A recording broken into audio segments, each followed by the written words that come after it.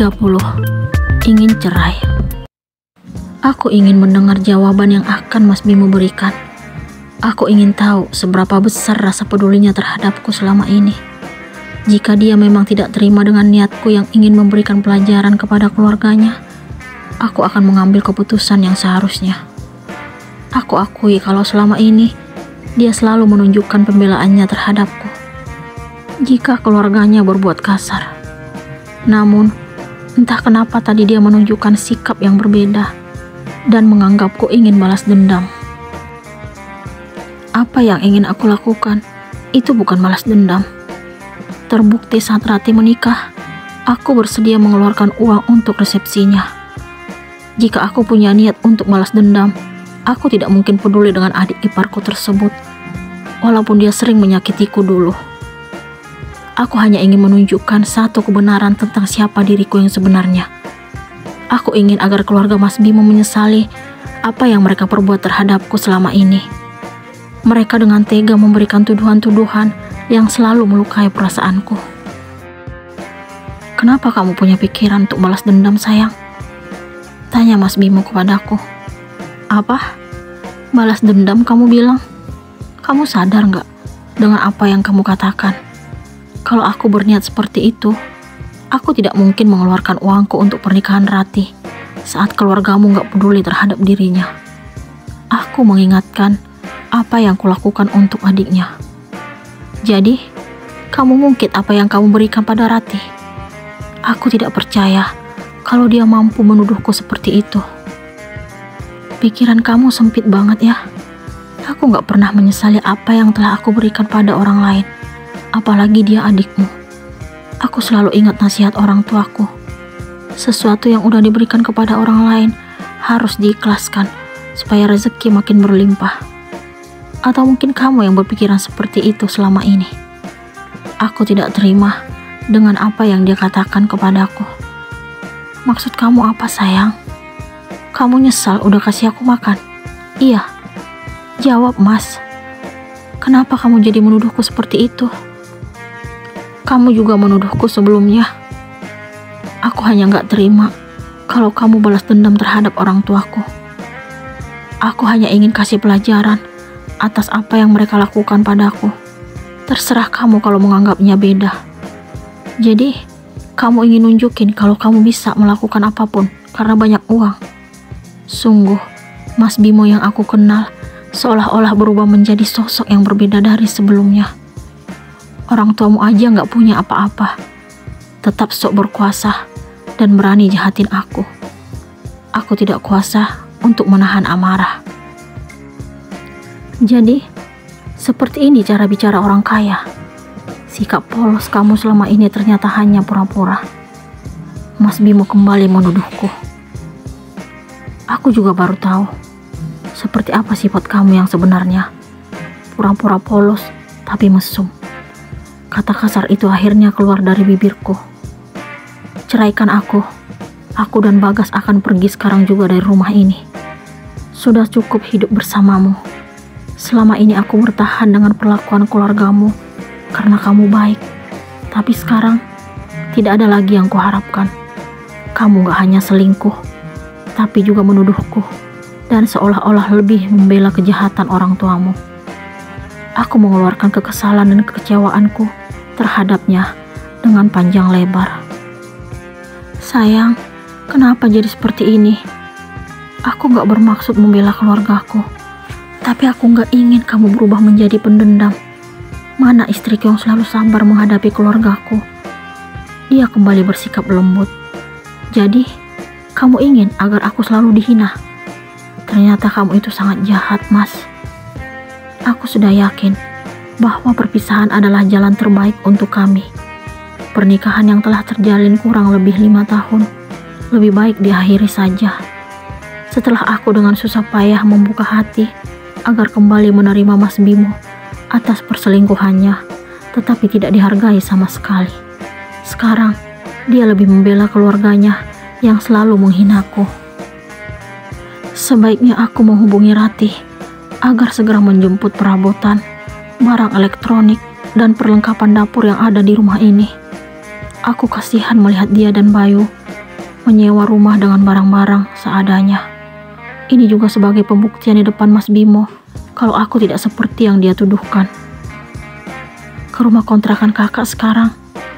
Kakak ada perlu sama kamu. Pintaku kepada Ratih melalui telepon. Jarak tempat tinggal adik iparku itu dengan rumah kontrakan kami tidak jauh. Iya kak, aku kesana sekarang. Setelah menelpon Ratih, aku juga langsung menghubungi jasa pengangkutan barang yang aku dapatkan dari Ayu. Dia memberikan nomor telepon sopir yang biasa mengangkat barang-barang ke toko tempatnya bekerja. Aku sangat bahagia karena dia selalu ada saat aku butuhkan. Aku segera mengemasi pakaian dan barang-barang yang aku butuhkan dan bagas. Aku tidak menghiraukan usaha Mas Bimo yang memintaku untuk mengurungkan niat meninggalkan dirinya di rumah ini sendirian. Lepasin. Aku udah gak butuh kamu. Aku menepiskan tangannya. Kali ini, batas kesabaranku telah habis. Sudah cukup penderitaan yang kualami selama ini. Aku akan kembali pulang, lalu meminta ampun kepada papa dan mama. Aku sangat yakin kalau kasih sayang orang tua tidak akan pernah berakhir untuk anaknya. Aku akan mewujudkan keinginanku sejak dulu, melanjutkan pendidikan ke jenjang kuliah, dan membantu papa di perusahaan, seperti yang Kak Revan lakukan. Sejak duduk di bangku SMA, papa telah merencanakan hal tersebut. Ampuni aku sayang, aku hanya tidak ingin melihat orang tuaku sakit jika kamu balas dendam. Kalimat yang Mas Bimo keluarkan kembali melukai hatiku. Jadi, kamu sanggup kalau aku yang terluka. Hebat kamu Mas, ternyata ini sifat kamu yang selama ini kamu simpan rapat. Semua anak tidak akan terima jika orang tuanya disakiti. Oh, gitu. Jadi, kamu akan terima jika aku yang disakiti. Padahal selama ini, kamu bersikap seolah-olah membelaku. Ternyata aku terlalu naif. Aku membelamu karena kamu selalu sabar menghadapi keluargaku. Tapi kalau kamu berniat untuk menyakiti mereka, aku gak setuju. Oke, cukup. Akhir hubungan kita sekarang, Bimo. Kamu itu udah gak berarti bagiku. Aku tidak kuasa menahan air mata agar tidak jatuh. Tidak, kamu akan tetap menjadi istriku selamanya. Terserah, aku hanya ingin bebas darimu. Aku segera mengirimkan pesan kepada Kak Ratu untuk menyampaikan kalau aku akan kembali ke Samarinda. Aku juga tidak menutupi apa yang terjadi saat ini. Aku memberitahukan kalau aku akan segera berpisah dengan Mas Bimo. Awalnya dia sangat terkejut, tetapi pada akhirnya mengaku sangat bahagia. Kok kebetulan ya, Andrew juga hari ini tiba di Palembang. Dia bahkan bilang akan tetap mencarimu. Aku terkejut membaca balasan pesan dari Kak Ratu. Mungkin lebih baik aku setuju bertemu dengannya. Toh gak ada lagi yang kuharapkan dari Mas Bimo. Kami juga akan segera berpisah. Aku sangat yakin dengan niatku. Akhirnya, aku dan Kak Ratu mengakhiri pembicaraan melalui pesan. Aku mendengar suara Ratih dari arah pintu ruang tamu. Aku pun segera bangkit lalu beranjak dari kamar. Ini untuk pertama kali dia berkunjung ke sini. Pertemuan kami waktu membicarakan rencana pernikahannya kala itu, aku sengaja memilih di kafe. Kakak apa kabar? Ratih langsung memelukku. Aku ingin menangis melihat perubahan sikapnya saat ini. Seandainya dia bersikap seperti itu saat kami masih tinggal bersama, pasti sangat indah. Kabar baik, perut kamu udah mulai kelihatan besar. Aku pun melepas pelukan, lalu mengusap perutnya. Iya kak, dia memperhatikan sekeliling. Ternyata kakak hebat. Aku tidak mengerti dengan arah pembicaraannya. Hebat, itu hanya menurut kamu, Rat. Mungkin ada orang yang gak ingat pengorbanan kakak. Aku sengaja mengeluarkan kalimat itu untuk memberikan sindiran kepada Mas Bimo yang kini berada di ruang tamu juga.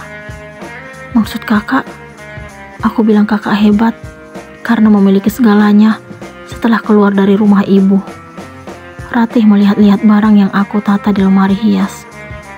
Yuk duduk dulu, Mau di sini aja atau di ruang TV? Tanya aku kepada adik iparku itu. Ruang TV aja deh, supaya lebih santai. Kami pun melangkah ke ruang TV. Ratih kembali menunjukkan perubahan di wajahnya, seperti saat awal memasuki ruang tamu tadi. Aku tahu kalau dirinya belum pernah merasakan memiliki perabotan mewah. Namun, satu hal yang aku tidak habis pikir, kenapa mereka selalu menunjukkan kesombongan dengan hidup pas-pasan. Lemari TV kakak cantik banget, ucap Ratih setelah kami duduk. Kamu mau? Tanya aku kepadanya. Kok kakak nanya gitu? Perabotan dan barang elektronik yang ada di rumah ini akan jadi milik kamu, Rat. Perlengkapan dapur juga. Kakak akan berikan semuanya untukmu. Semuanya pasti muat di rumah yang kamu sewa dan Bayu. Aku pun menjelaskan apa yang telah aku pikirkan dan rencanakan kepada Ratih. Apa? Kakak serius? Kakak mau kemana? Dia tampak kaget. Kakak dan Bagas akan segera pergi dari rumah ini karena kakak dan Mas Bimo akan berpisah. Aku memberikan penjelasan kepadanya, sementara Mas Bimo bersikap seolah-olah memberikan isyarat agar aku tidak berbicara kepada Ratih. Namun, aku mengabaikannya.